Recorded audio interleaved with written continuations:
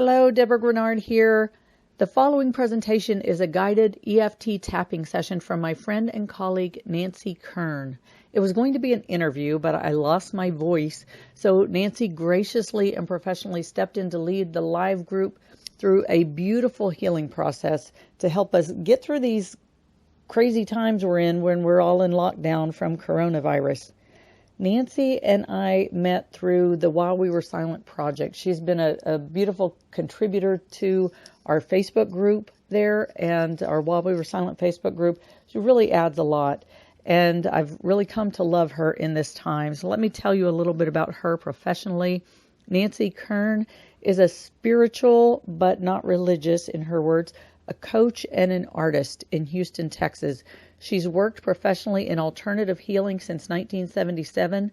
Her work is rooted in her hands-on beginnings as a co-founder of the Houston Women's Health Collective, a home birth midwife, energy healer, and cranial sacral therapist. Drawing from her in-depth knowledge of energy flows in the body and the psycho-spiritual aspects of trauma, she created a gentle yet powerful way of healing through spiritual coaching. Nancy weaves together three primary modalities that address emotional and spiritual needs: the Akashic Records, EFT, Emotional Freedom Technique tapping, and flower essences. She facilitates inner child work, healing trauma, past lives, ancestral patterns, issues with birth and death, and the zones between lifetimes. A #MeToo survivor, her work is grounded in personal experience as well as years of study and training. Nancy is graciously helping people move through challenging emotions and uncertain times with kindness and presence. So I invite you to listen, receive, enjoy, and heal. Thank you very much. Yeah, so let's start with everybody taking a deep breath. And just exhaling through the mouth with an audible sound.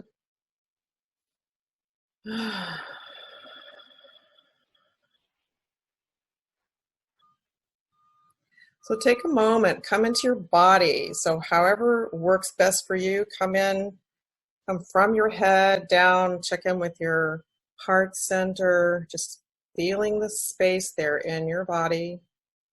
And then the upper belly. And the low belly. Feel into your hips and your legs and your feet, and then down into the earth. So connect with the earth. Come into your body, be embodied for this tap. You'll get a lot more out of it.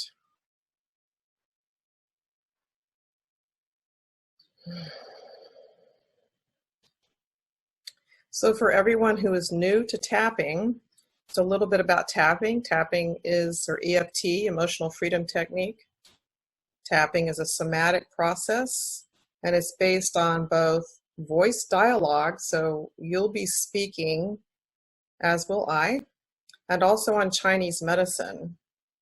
So we have meridians that run through our bodies, acupuncture meridians, and these meridians are associated with different organs and different organ systems. So there's a very, I think, amazing liquid that flows through these meridians that's been researched and discovered in the last 10 years or so. This liquid that flows through the meridians has a similar quality to fiber optics. So it's energetic and it's light-based. When I first learned that, I got really excited. So we're working with the energy flows in your body and also working with subconscious feelings and beliefs and thoughts and emotions. The emotions are fluid and they're meant to flow. But what happens so many times is that when we're overwhelmed or we haven't had the permission or the space to process, especially intense emotions, they can get stuck. They can clog the meridian flows, and they can become stagnant and actually affect our physical health, not to mention our emotional well-being. I'm sure I mean, I've experienced that countless times. I'm sure that everybody on this call has too. So what we're going to do today when we tap, we're going to tap on endpoints of the meridians. The meridians originate deep in the body, and they also, in their flows, they come up near to the surface of the skin. So those are the points we'll be tapping on. We're going to literally be tapping with a light fingertip touch on these different meridian points. In a few minutes, I'll show you the map of the tap, and it's really, really simple, easy to learn. You can follow me if you get confused. If you make mistakes, just know you don't have to do it perfectly. That was one of the things I love about tapping, is because it works even if we're not sure what we're doing. So, yeah. And I'm just giving a little bit of a moment more for people to come, arrive. Sit in your chair, or you can stand if you'd like. I recommend that you have a cup of tea or a glass of water and some tissues perhaps, because sometimes when the energy moves, when our emotions move, we may cry. So that's a good thing. Physical effects of tapping can include yawning, which I yawn a lot, so I probably will yawn while I'm tapping today. Burping, I also do that. So laughing, crying, tingling, you get sometimes tingling sensations, goosebumps. Sometimes people feel nauseated, and that's temporary. It could be any number of things. Just know that whatever physical sensations arise while you're tapping, they will pass. They're actually a good sign because they indicate that your nervous system is reorganizing. So get comfortable, and just want to give you a little more time. Make sure you have your water or your tea. You may even want to journal after the tap. I hope you can allow, say, 15 minutes after the tap to journal or rest or just contemplate and feel your body. If you feel like while you're tapping, if you have a lot of energy flowing that feels anxiety or feels intense in that way, you can always stand up and shake around and move around while you're tapping. Feel free, if your space is safe and comfortable for this, to yell if you need to. If you just need to express intense emotion, this is the time and the place where you're invited to do that and be held in the big old heart, or big collective heart of love. These are intense times for everyone across the whole planet. And so it's important for us to be able to ground and center and be able to know enough about what's going on and not deny it, but at the same time not get co-opted, not get kidnapped or possessed by the group field, which can really stir up a lot of anxiety, a lot of fear. I know I've been riding that roller coaster, and I think most people have, from one time to another. And it's been really, really helpful to me to tap. I've tapped just about every day. Also, I recommend you increase your meditation periods if you don't have them. If you don't meditate, then just sit down, turn on a timer for 15 or 20 minutes and sit still and daydream or think or whatever, but don't don't move around, don't interrupt your doing, and just be for a while and feel into your body. It doesn't have to be any kind of formal meditation. Just take in that stillness, and I recommend you do this 3 or 4 times a day, at least once a day. So let's go ahead and get started with, we're going to start with grounding and centering, and we're going to go in a more detailed way, come into our bodies and connect with the earth. So take easy, deep breaths in through the nose and out through the mouth, making an audible sound like a sigh or even a moan or a groan. So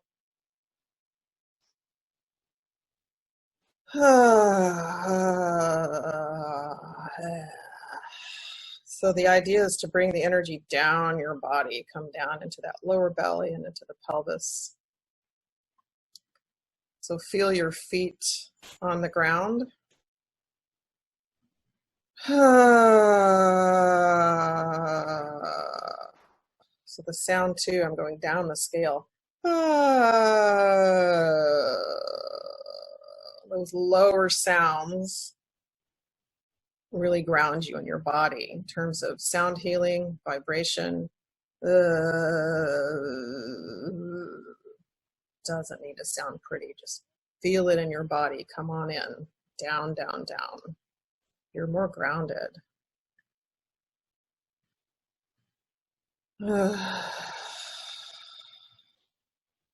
with this out breath, then imagine that you're sending roots down into the earth. The roots can go out your sit bones, out your hips, down your legs, out your feet, and into the earth. These roots can be like rivers of light, or they can be like the roots of an enormous, ancient redwood tree or any kind of tree. It's your rooting deep, deep, deep into the earth. You're sensing into your pelvic bowl so you can sense your sit bones, your hip bones right to left side, your sacrum, tailbone, pubic bone. So you're going to sense that front to back dimension from the pubic bone to your sacrum and your tailbone. And then side to side from your right hip to your left hip. Just really nestle into this vessel of your pelvic bowl, which is a very potent power center for us.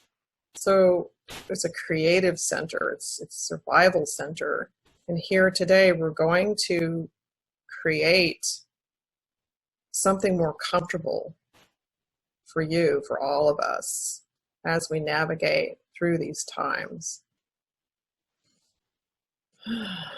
So really feeling that strength and the expansive dimension of your pelvic bowl. And then from there, one more time, check in with your roots, ground into the earth.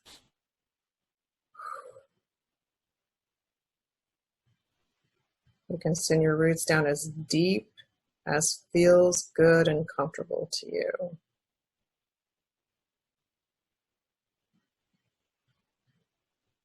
So there's a place at which your roots will kind of just drop, like it's like dropping an anchor is the sensation that I get.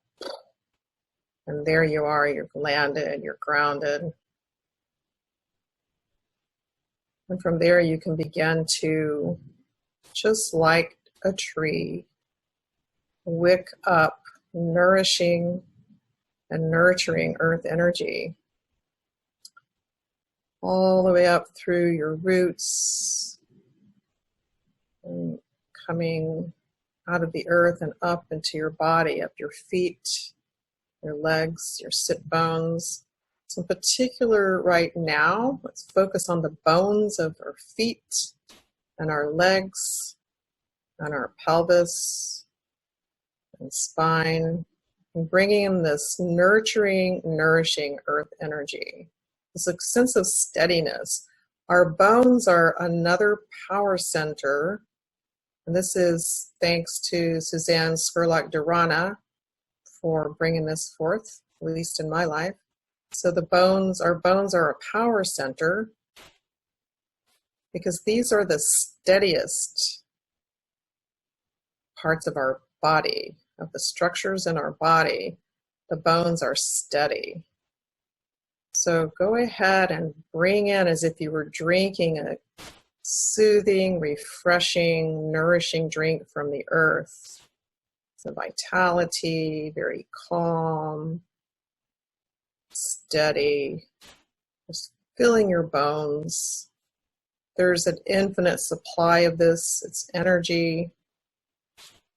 Calling it in and filling your bones. Take some time here to just feel the steadiness. There you go. So you might feel a sense of dropping down again, just coming down a notch.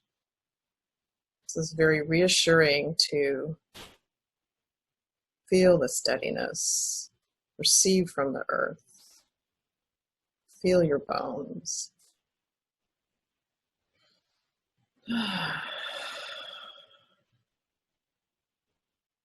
And so as you're grounding into the earth and feeling your steadiness, this is a really good time to call in any protector, deities, or guides that you work with.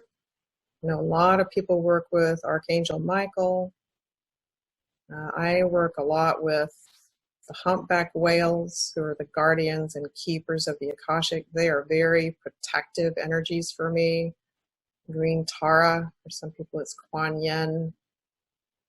For some people it's God or the universe or Jesus. It can be whatever resonates with you.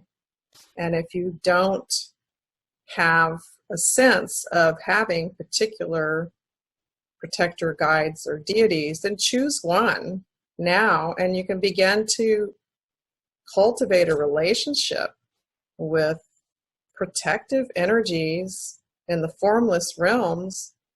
It could be angels or archangels.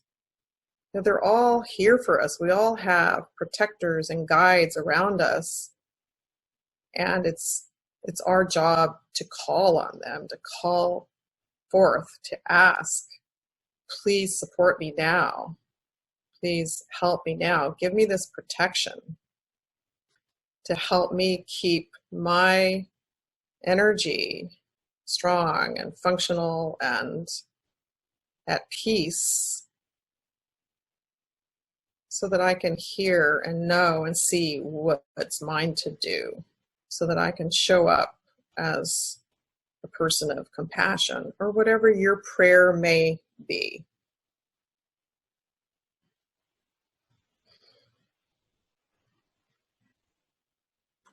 And I'm going to ask that our protector guides help us cultivate in our bodies the somatic sense of being at greater peace and more empowered, which helps us build immunity.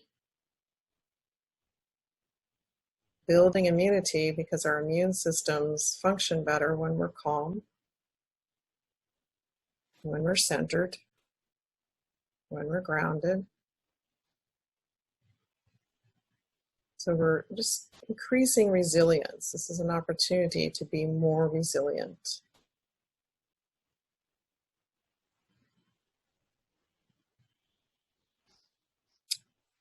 I'm calling in pillars of light. These can be clear light or white light. In every corner of the room that you're in, so these pillars of light extend down into the center of the earth and up to the center of the stars, the cosmos. It's a very protective field of energy here.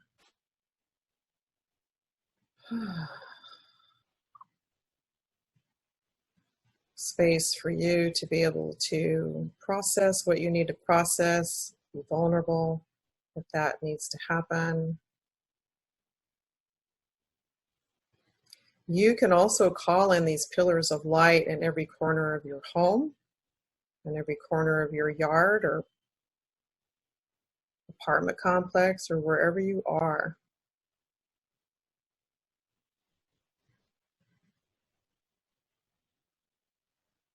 Just surrounding yourself with protective energies. And knowing that you can call this in through your imaginal. when we use our imagination in a very focused, intentional way, it affects every cell in our body. So it can be quite potent. I highly recommend that you use your imagination to support your healing, your centering, your groundedness, and your steadiness. So today as we tap, you may be releasing some what you think of as negative emotions, fear, anxiety, for example. And just know that any emotions, any energies that you release while you're tapping today can exit through the floor or a window. You can just sense into what makes the most sense where you are in the space where you are, and that these energies can be composted. And once they go, I work with like a vortex, like a funnel shaped energetic structure that wicks out any energies that are released and points it right to, like the mouth of a trumpet, right to this part of my garden that's dedicated to compost, and where the plants there have been very generous in offering to take any of those energies. Because once you release these energies, they're not toxic once they're not in your body anymore. They're not even stress anymore. They just get composted and become food for a healthy, loving, and sacred life. Just like the compost that you actually make food with or grow plants with. So I have just a very brief invocation here.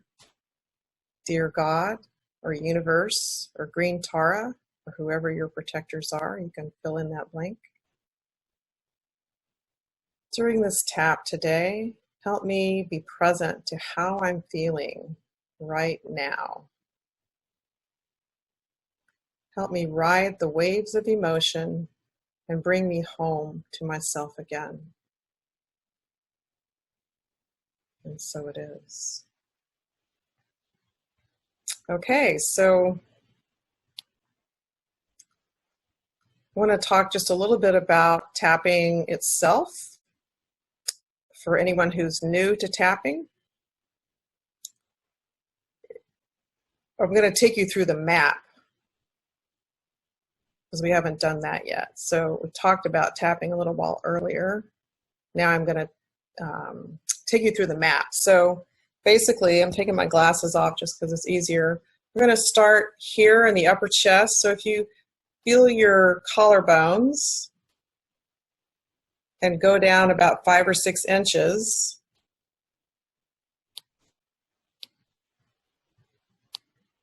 you feel your collarbones here, and then go down about 5 or 6 inches to this tissues right above the ribs there, and in your, see, I hope, can you see, is that better, Deborah?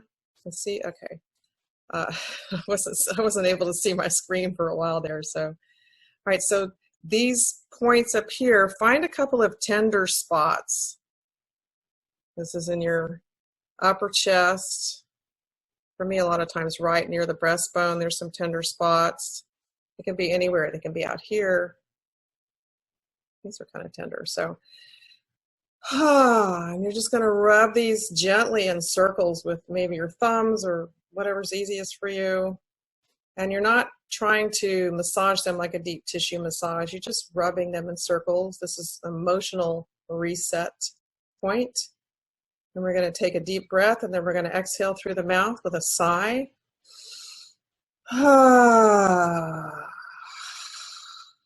So for this first round, I'm just going to take you through the points. And next time, once we get through one round, then we'll actually go into the tap itself.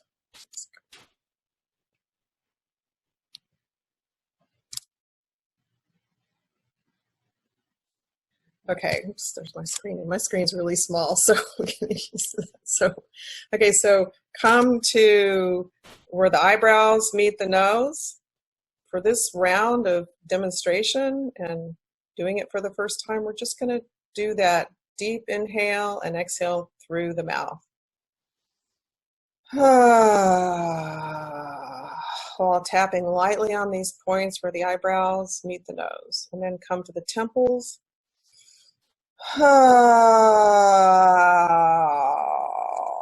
Already I'm yawning.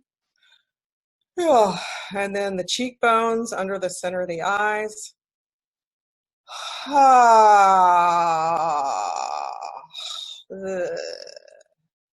And you don't have to tap hard. In fact, I recommend you tap lightly because you'll get tired if you tap too hard. So under the nose, there's this nice little divot there between your nose and your upper lip.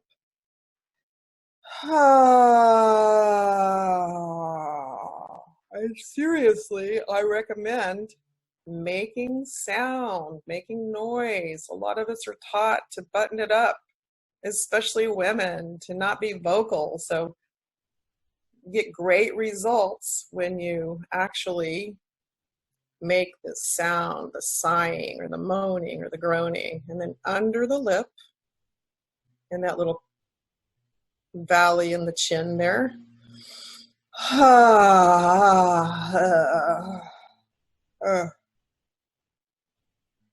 And then we're going to go to the upper chest, the same area where we were starting with the emotional reset. This is also just an emotional reset area, and you can just tap in little circles all around the chest.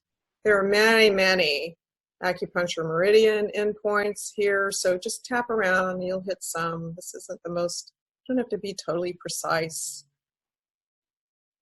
It works. So the next point is going to be, let's see, the top rib. So is that working? Can you see that visually? So underneath, say, would be the center, almost the nipple line. So the bottom rib, sorry, I was upside down. The bottom rib. And the next point is going to be under the armpits on the same latitude. So you can do it this way. You can see me okay, this way, or you can do it this way, whichever feels more comfortable to you.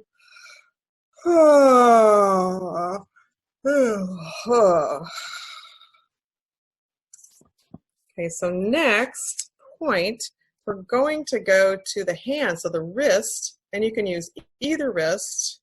I'm using my left wrist, and you're going to tap on these lines here at the base of the wrist, and you just take 2 or 3 fingers.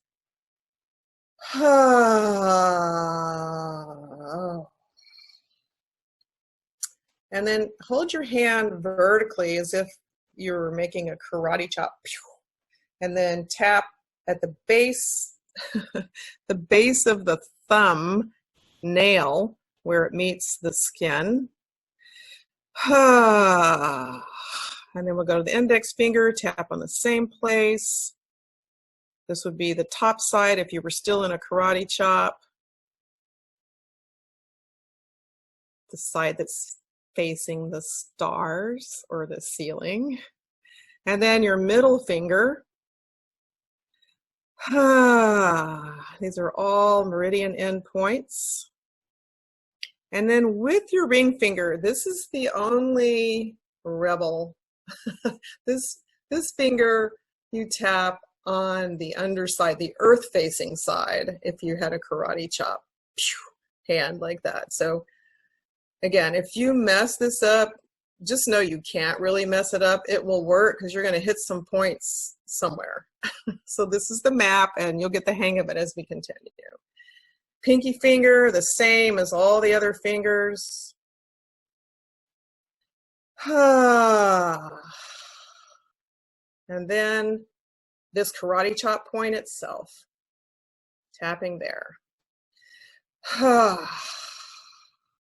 And then going to the top of the head. Let's see, I'm going to move my camera a little bit. Top of the head, sides of the head, back of the head.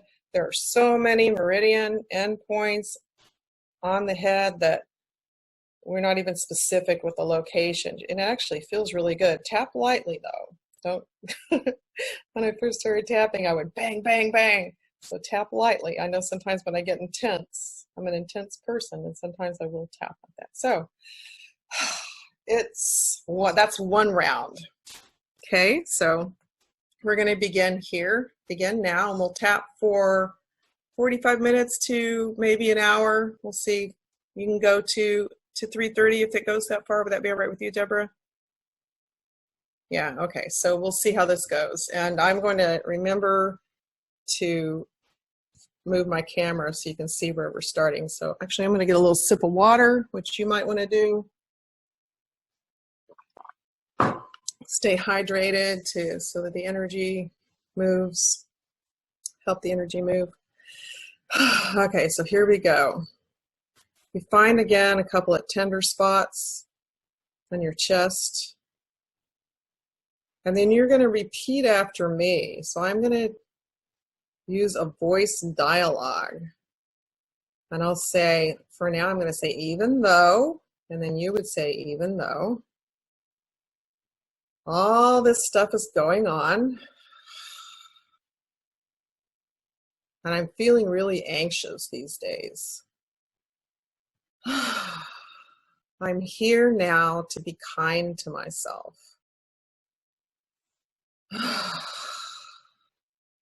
So as I offer you the language, the dialogue to use, if the words I'm using aren't speaking to you, then change the words to what's alive and potent for you, because tapping works by helping us move the energy from our subconscious emotions. And so when you're speaking words that really ring true for you, you'll feel sometimes a charged feeling. And if it just has no energy in it at all, change the words. So you get to do that and create this. Your tap belongs to you, even if this is the first time you've ever done it. So we're going to do another breath here. And let's go to the brow points. Things have been really intense lately. Really intense. Really intense. And go to the temples. I'm such a sensitive person. I feel things that aren't even mine. And then under the eyes. And my feelings are a lot to feel anyway. I have a lot of my own feelings going on. A lot of feelings, and they're so powerful that sometimes I feel swept up by my own emotions, my fears, anxieties, and worries. And then come under the nose. And even though I've been getting ungrounded, I am worthy of care and love and kindness.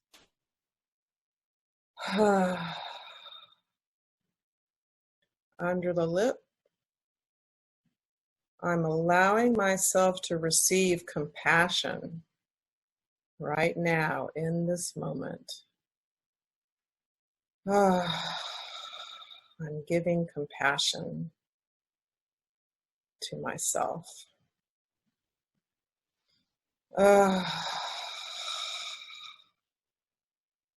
then come down to the upper chest and tap in circles there. I'm letting myself receive the sensations in my body of reassurance. Reassurance that at some point, at some time, everything will be okay. In fact, maybe it is okay right now. Maybe I am okay right now. Let's come to the bottom rib here. And you can, if you get tired, you can just tap with one hand at a time. Some people do it that way all the time. That's perfectly valid, and it also works. I tend to tap with two hands.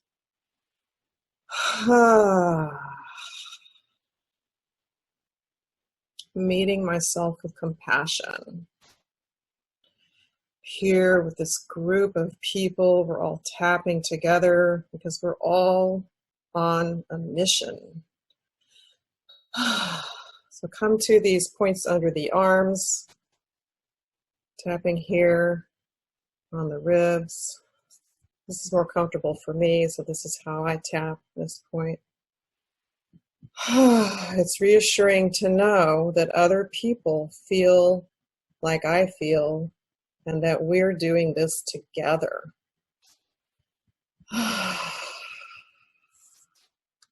Come to the bottom of the wrist. We're connected, not only in anxiety or fear or a sense of threat, we're connected in our steadiness and our groundedness. And being centered. And go to the base of the thumbnail. It's so helpful to be in a group of other people who are getting centered and grounded, just as I am. Let's go to the index finger. I'm giving myself permission for now to feel my feelings. Excuse me, I'm going to pause for a moment. Do you need to talk to me, Deborah, or? Okay, right. To feel my feelings and let everyone else take care of their own feelings. Go to the middle finger, but I'm a collective empath. I'm a collective empath. I'm sure some of you on the call are too. It's so easy for me to feel other people's feelings. And I understand that being a collective empath is a gift because it helps me with the healing work I do. It helps me be compassionate and empathic with other people.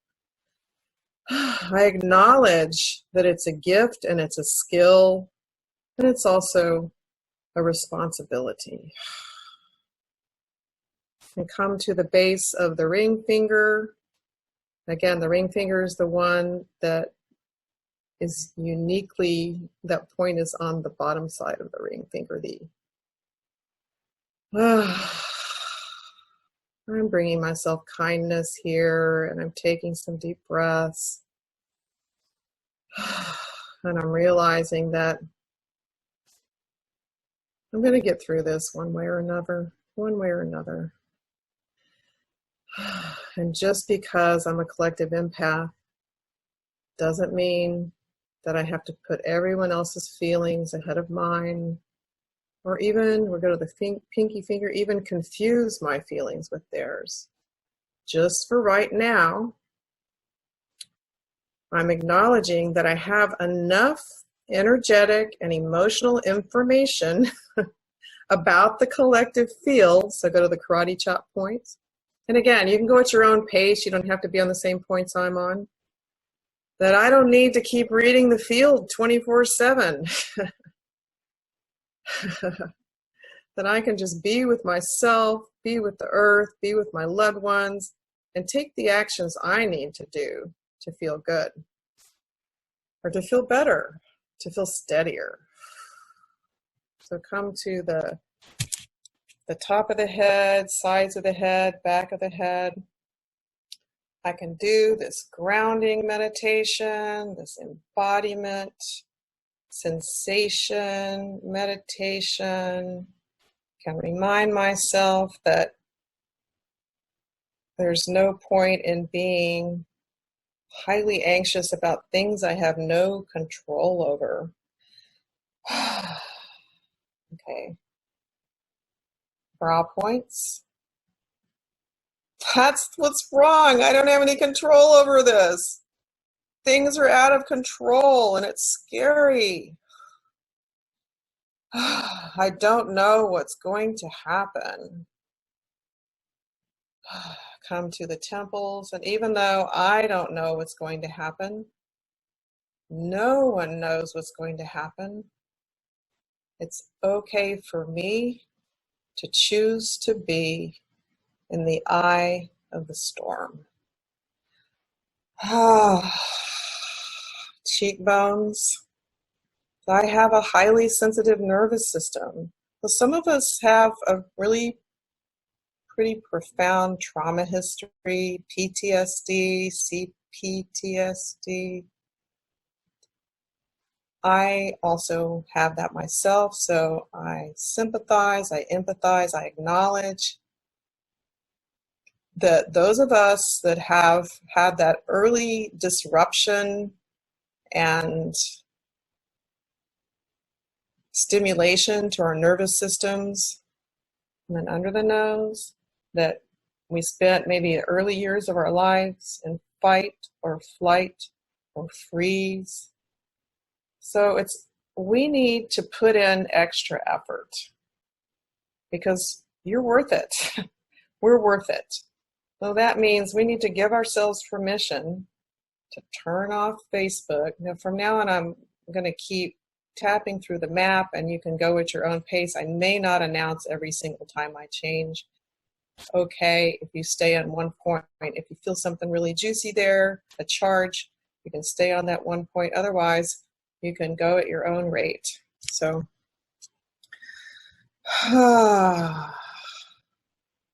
it's okay that I need this extra TLC, that I need to put extra effort into down-regulating my nervous system so that I can be grounded, centered, and steady. It's worth the effort. I'm giving myself permission to stop watching the news, turn off the radio, turn off Facebook, stay away from social media, to be hygienic about this. So what would work for me to have good hygiene as far as the collective energy goes? So you may have your own thoughts or inspirations, a felt sense of what would really work for you. What might work for you, I'm just going to throw it out here, recommend, is, we're going to the risk point now, is, okay, so I'm going to give myself 1 time a day or 2 times a day to go on Facebook or whatever social media is your preference and set a time, 10 minutes, 30 minutes, 5 minutes, or not at all. And I'm going to be disciplined and only look at the posts that are reassuring, top of the fun, calming, inspiring, because we also know that as frightening as this virus can be, and the whole idea of pandemic, epidemic, can be, that there's a gift in here somewhere as well. So I'm giving myself permission to be very hygienic about how much news, how much of other people's emotions I expose myself to, so that I can come back into and come to the middle finger, a place of steadiness, groundedness, centered. So we're going to go right now, we're going to kind of go back into the anxiety or the fear. I'm going to give you the opportunity to tap together on that. So I'm going to start with fear.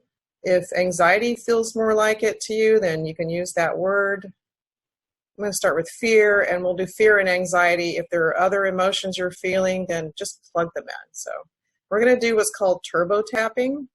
So we're going to say the same thing over and over again, this emotion, all this fear, fear, fear, fear, fear, fear, and then the pinky finger, fear, Fear. Make sure you're taking deep breaths, big exhales. Sigh. Fear, fear, fear, fear, fear. So one of the things that happens when we turbo tap on an emotion like this that's got so much of an energy charge on it is that we're draining that charge because the subconscious goes, oh, she gets it. He gets it.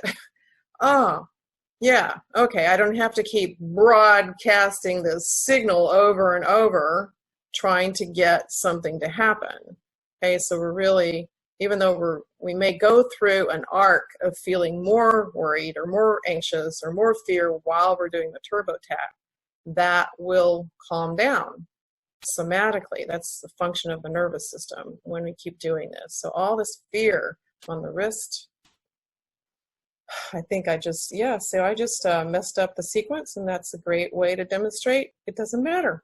So top of the head, sides of the head, back of the head. This fear, this fear, this fear. It makes me feel tight. I feel tense. My body feels tight, hard to breathe. So you can just speak whatever the sensations you're feeling. My legs feel tight. My jaw feels tight. All this fear. And I'm open to surrendering now any of this fear that isn't mine to process. I'm letting my body know under the eyes that I can't process anyone else's emotions. It may be that when I was 4 years old, I thought I could. Or when I was 8 years old, I thought I could. And that came from a place of love, self-protection, self-preservation, because when we were little, if we could feel the feelings in the field around us, mostly the family, it could have been another environment where there was danger, maybe fear, maybe anger or rage, just something unsettling, that by tuning into that, we were protecting ourselves.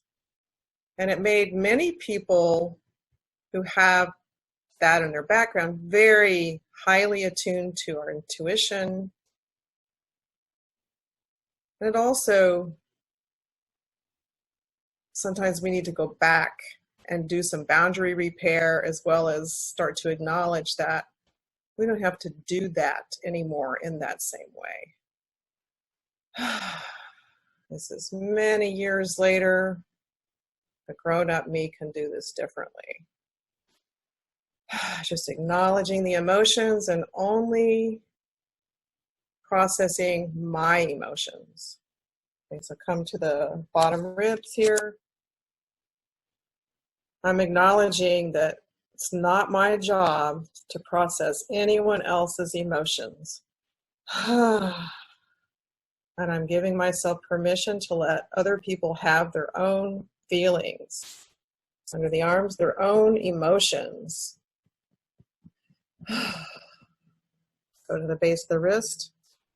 My fear is my fear. My fear is my fear. Go to the thumb. Everyone else's fears are their fears. Everyone else's fears are their fears. Giving myself permission not to feel their fears. I can have compassion. I can acknowledge that other people have fear. I'm not the only one, without taking on anyone else's emotions, any energy from that person. I'm reminding myself that I am in a space where I have grounded in with the earth, connected with the steadiness in my bones, called in these pillars of light in each corner of the room, and called on my protector guides. And if this is new to me, then I'm really happy I'm learning I can do this, that I can call in protector guides. Even one guide is enough to help keep the space around me safe for me to live in. And I love and accept myself. So we'll go to the pinky finger. And if that feels like a leap for you, you can say, I'm open to loving and accepting myself. Or karate chop point, I'm open to the possibility of loving and accepting myself. Even though I've had a lot of fear and I've been highly activated and it's been hard to sleep and sometimes hard to think clearly. So we're going to tap again on an emotion of anxiety. So I feel like that's the second highest on the barometer. And again, if you're feeling something different, then tap on that. Use those words. All this anxiety. All this anxiety. Anxiety.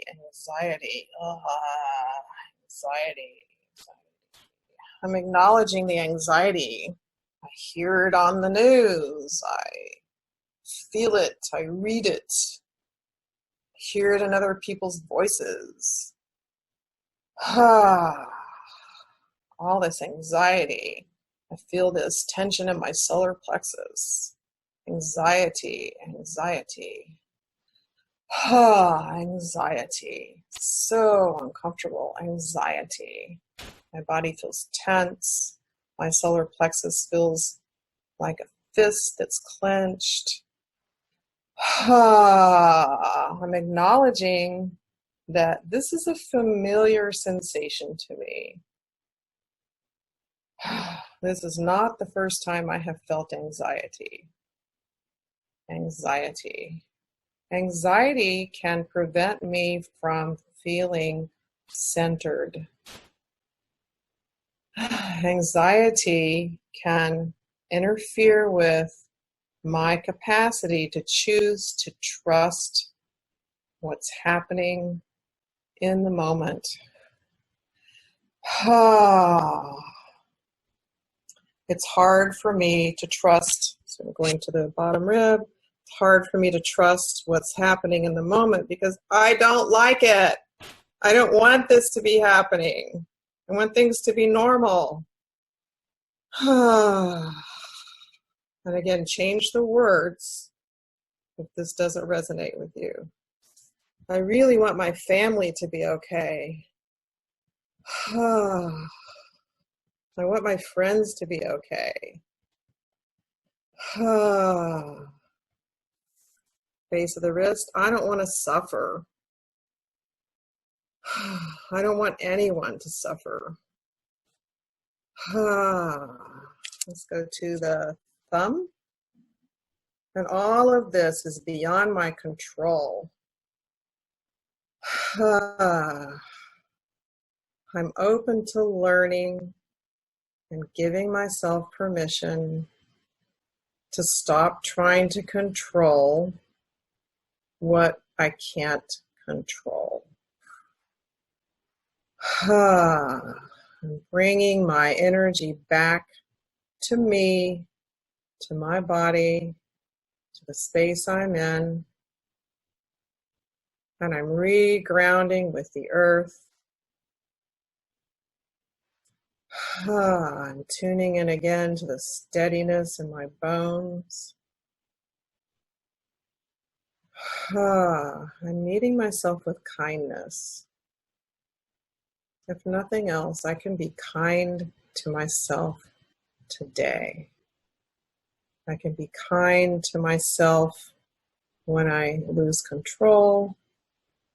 There's times when, go to the middle finger, I need to cry And I'm giving myself permission to cry when I need to. Because crying is healing. Crying is a release.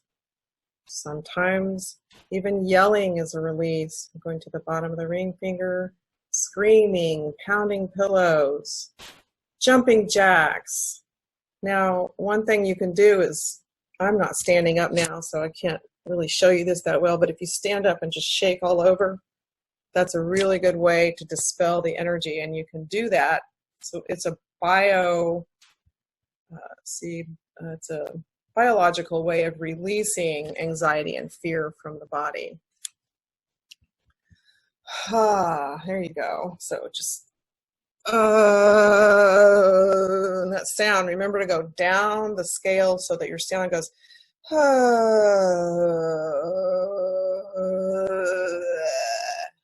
Now I know that that's not going to win an opera singing competition. We're doing this to heal our bodies, and we're using the technology of sound vibration. This is not about being evaluated or judged. Doesn't need to be a pretty sound. In fact, it probably won't be pretty. And even if it's not, it's beautiful because you are releasing what you need to release. So come to the bottom rib. I'm open to the possibility that I can ask to have the serenity that I need to have in order to navigate through these up and down waves of energy, these bouncing times. Under the arms. Maybe I'm open to the possibility that tapping can be my surfboard through these waves. What would happen if I surfed the waves instead of getting tossed around by them? I can't control the ocean. That would be silly.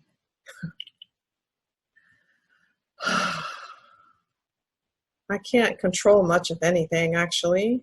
I'm acknowledging that, even though I forget that day by day. I can't control anything, and tensing my muscles isn't going to help me control anything. Deep breath, vocal exhalation.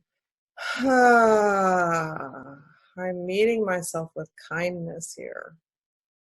Index finger, this is intense. There's a lot going on. It's possible that I can be one of the people who's feeling safe even in the middle of all this. Middle finger, because some people are feeling safe. Some people have that skill to make the choice and then be able to follow through on it. So what kind of things make me feel safe? I'm going to tap through just some ideas that come to me, and again, change the words if you have other ideas. So, and I have many meditation and mindfulness practices. So, silent meditation. I love to do toning. That helps me ground and center. Chanting mantras. Saying a prayer. Tapping is one of my number one. Yoga. A lot of people love to do yoga.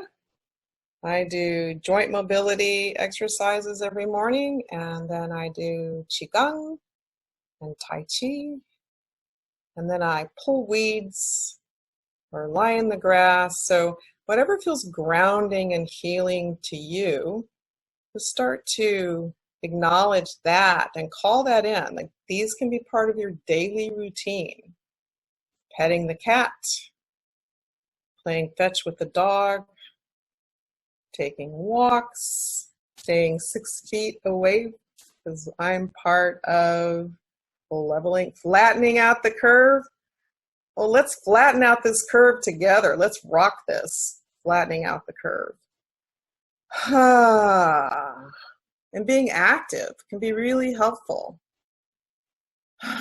So maybe, like this morning for me, I cleaned all the AC filters, used a disinfectant on them, the dehumidifier filter, doorknobs. I scrubbed the trash cans, the kitchen trash can, the bathroom trash can with disinfectant that's an essential oil blend, and it's a household cleaner. That smells really, really good. I did all the doorknobs. I cleaned cobwebs at the same time. Cleaned my phone and my computer.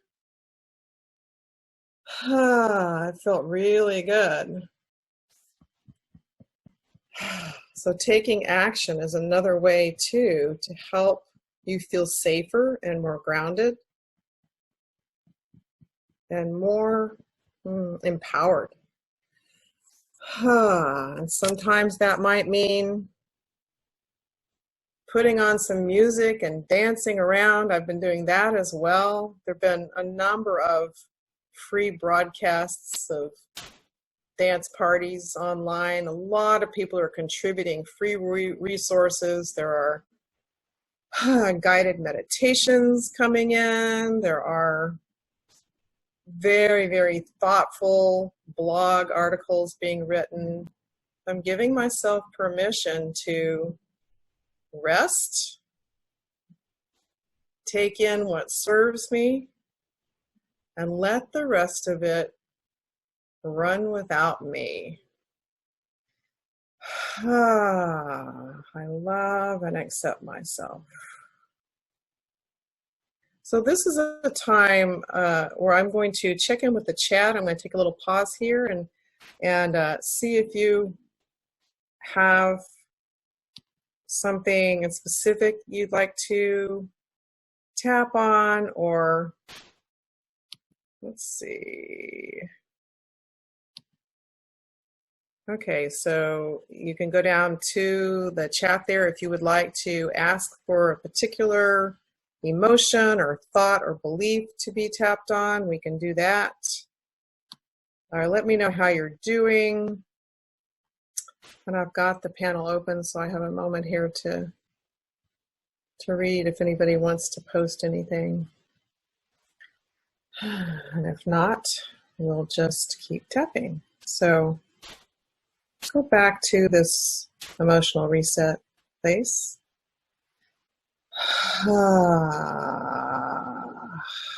I'm looking forward to a time when this is in my rearview mirror and I know how it all came out. Thank you. So, yeah. Okay, let's tap on this. If I'm afraid that if I make a mistake, I might hurt others. What if I make a mistake? What if I make a mistake? What if I make a mistake? What if I'm an asymptomatic carrier and I have no idea that I could be passing this on to other people? What if I forget about maintaining social distancing and just spontaneously give someone a big hug and they freak out? What if, those are the ones that come to mind for me. If I make a mistake, I might hurt others. If I forget or neglect to tell someone who's coming to my house, this would be for me, that I traveled recently and that I'm in actually a quarantine period, self-quarantining, so that I can be more confident that I don't expose anyone. And I'm taking extra good care of myself, my health. Usually during oak pollen season, I have some pretty intense allergies. And this year, less than ever, I've been massaging all my sinus areas twice a day, very meticulously, ear, nose, and throat, and eyes. I've been tapping, meditating, drinking really healthy herbs for lungs and sinuses, things that help me, and you get to choose what helps you. Been avoiding sugar. I don't do alcohol or caffeine. So I'm really taking steps that reassure me that I'm taking good care of myself and others by letting people know, yeah, I can go for a walk with you if we stay 6 feet apart. Or if someone comes to my house, I can say, actually, all of my clients now and groups that I lead, I'm doing online. So if I do hurt others unknowingly, then I'm giving myself compassion for worrying about that and for even the possibility of that. Because sometimes we do hurt others unintentionally, unknowingly. We do make mistakes. I'm letting all parts of me know that I don't have to be perfect at this. This is a new situation. Conditions and recommendations are changing daily. It's just not all on me. I'm doing the best I can. I'm acknowledging that I'm not perfect. I am good enough. I'm not perfect. If I were perfect, I'd have all this under control.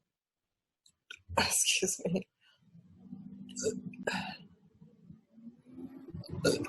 I would have all this under control.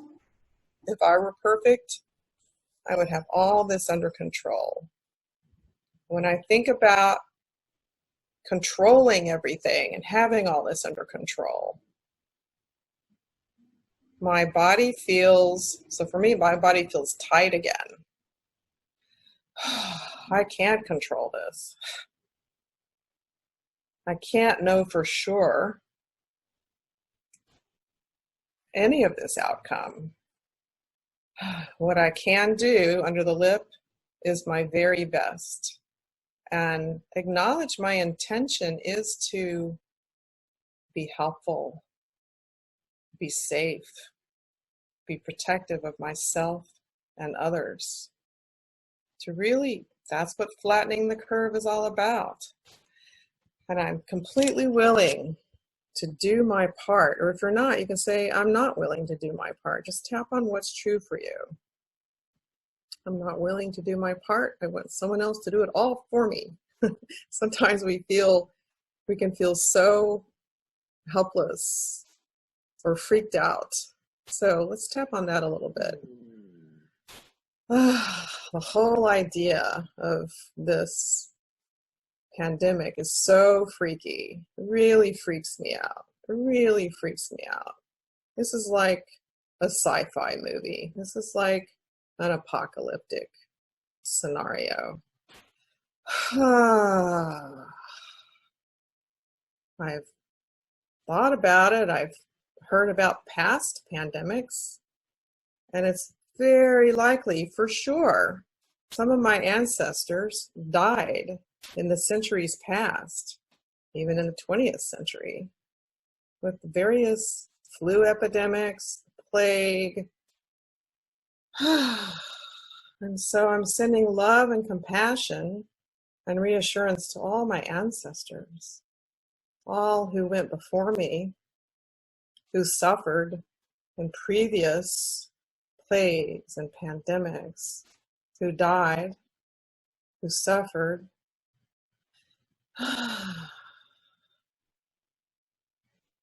And I'm releasing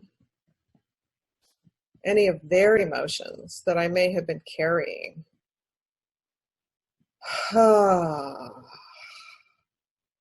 Epigenetically, so for those of you who are new to that word, epigenetics means the energetics and the emotions that we inherit from our ancestors. Epigenetically, I'm releasing myself from all those past traumas, emotions, fears, the suffering of my ancestors. At the same time that I am allowing myself to feel my own light, this divine seed of light within me, this part of my soul that incarnated in human form to come and live this life right now, this life right now. This is my life right now. And I trust my soul. I trust, middle finger, I trust that I've landed here right now. I'm here right now. And for all of my ancestors, ring finger, who were hurt, injured, permanently wounded, or died due to plagues or pandemics or viruses or flus, whatever name they were given. I'm acknowledging that way before, we're going to go back through the lineage, earlier times than when the plagues and pandemics began, because they didn't begin until there was a certain level of population density, where hygiene was difficult and contagion was more likely. So come to the karate chop point. I'm bringing kindness and compassion to myself.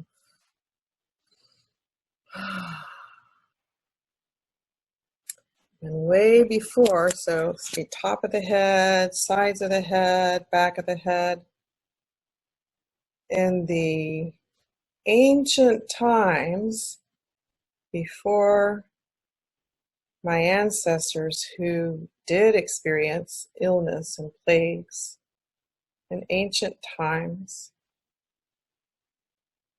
there were radiant beings, radiant ancestors, who are still my loved ones and allies now, even if I haven't acknowledged them before or even thought about this before. Or maybe I have thought about this, maybe I have sensed it. And I invite you, if this feels comfortable to you, to call on the radiant well ones in your ancestral lineages. So that would be your mother's mother's lineage, father's father's lineage. Go to the temples, mother's father's lineage, father's father's lineage. And it may just be one of these lineages that you feel. Just ask, you'll see a bright light, light up like a billboard or like Times Square, a bright, radiant, healed ancestor that you are related to by blood and bone, by DNA, even if it's thousands of years ago. It's maybe 5,000 years ago, maybe 8,000 years ago, maybe longer. The first well ancestor I connected with was 5,000 years ago. And so just knowing that there is, in your blood and bones, there is a radiant well one. There are radiant well ones that are also supporting you. And over these last several hundreds of years, of colonization, etc., we've lost the skill and the reverence for tending our ancestors' wellness and radiance. So we can do that today, just with the radiant well ancestor, and knowing that you have an ally, powerful ally here. Let's see, go to the rib cage. That can be bright and radiant at the other end. And all of the unwell ancestors over the years who suffered with plagues and various things, let's just invite them. We're going to wrap them in a cocoon of light that's safe, that's made of, the cocoon is spun with the threads of love, safety. It's a place where they can rest and sleep and also be contained. So we're setting a boundary here with our own ancestral histories. Meeting ourselves with love and kindness. Setting a boundary here. And setting this boundary then, I feel more restful, more calm, giving myself permission to rest and strengthen my immune system by resting and being calm and trusting that on some level, something good will come out of this, even if I can't see it now, even if I don't know what it is. That this is an opportunity for me to surrender and acknowledge that life is uncertain. Index finger, it's actually uncertain every day, every minute of every day. That is the nature of reality. This is a very, very high Buddhist teaching, and not just Buddhist. This goes across many ancient systems of navigating being human, being a soul in human form, is that middle finger, life is uncertain. And our culture has put a lot of effort into managing anxiety around that, trying to control it, trying to operate as if that's not true.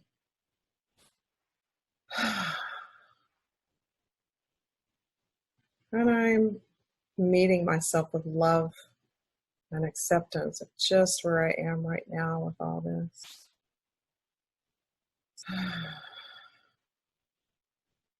Being kind to myself, even if I don't like uncertainty. I'm not ready for this high-level teaching. I just want to go back to regular life. Part of me really appreciates that this is an opportunity to practice living with this greater truth that life is uncertain and gain some skills here. What if I can acknowledge that life is uncertain, that I don't know what's going to happen, that no one knows what's going to happen, and be okay with that. In this moment, I'm looking around me in the room, or I'm turning inward, my eyes are closed, just feeling in, and yeah, I am. I'm completely safe right now. I'm in the present moment, just noticing my hips on the chair, my feet on the floor, my fingers tapping in my hair or on my head. Feeling the air on my skin. Life is uncertain. Go to the temples. Life is uncertain. I'm open to relinquishing the illusion of control over what happens. And I'm acknowledging that I have agency. So tap under the nose. Agency means I have the capacity to take action to make some measured decisions, think things through. What will be helpful to me today? What will be helpful to my family today, my friends, the people I care about, my students, my clients, my patients, whoever you're preoccupied with? How can I be helpful? And maybe it's possible that being helpful starts with taking care of myself so that I don't increase other people's fears or anxiety. What if that's enough? For right now, what if that's enough? Being responsible and taking action and doing the best I can, even if I'm not perfect, to take effective action under the armpits, to get grounded, centered, and feel the steadiness in my bones. What if I need to tap 3 times a day on this? That's okay. These are waves. It's like the waves in the ocean. These are waves, energy currents in the etheric, in the energy field, the collective field. So I'm giving myself permission to pay more attention to my own steadiness, my own groundedness, my own safety. And as I feel connected, then when I know it's mine to do, I can also be helpful to others. So we have a question that just came in. Does one always have to say a script while tapping? You can just tap the points and breathe and go, ah. In fact, I'll do that often when I'm driving or, just different points where I just want to, but use the breath. Make sure you breathe, you ground, you center, and make the sound with the exhale. And go down into the belly. So get some movement going on there. You can just do that. Actually, you get a lot of benefit from just tapping through the map. You don't have to say anything. You can also just tap on the story, blah, blah, blah, and that can be very helpful too. So thank you for your question. So we're coming to the end of the tap. And I want to thank everybody who has participated, and please use this as often as you like. I'm going to check in with, use it as often as you like. You can share it. It's free. Please do share it with anybody. Let's see. With anybody that you think would benefit or might be interested. And I would love to get any feedback. If you go to my Facebook page is called Guided by Soul. And I would love if you post some feedback there. That would be awesome. I'm thanking Deborah because she's also making a video recording. So we'll be posting that so that you can use it as often as you like and change the words. And I would love for you to check out my website. It's Nancy Kern, Kern, nancykern.com. And if you'd like announcements of further events like this, then you can sign up for my newsletter there, which only goes out when I have something to say. It will not clog your inbox. So thank you very much. Hi, Martine. I'm so happy she's here from Canada. Martine is an awesome tapping practitioner herself. And thank you, Mahaba Ahmed. Thank you, Debbie. Thank you, everyone who came and people who didn't sign in or make any comments. It's all good. And all the people who will work with the replay later. Thank you so much. And also, there was a post here that helped ease your migraine headache. I'm so glad to hear that. The tapping can be really good for migraines and for ordinary headaches and really almost any situation responds well to tapping. So if you have any questions or comments, again, you can email me through my website. There's a contact me form. It's Nancy Kern, Kern.com. And there's a contact, and then you can just fill it out and send any questions that you might have. All right. Blessings, everybody. Thank you. This was really enjoyable.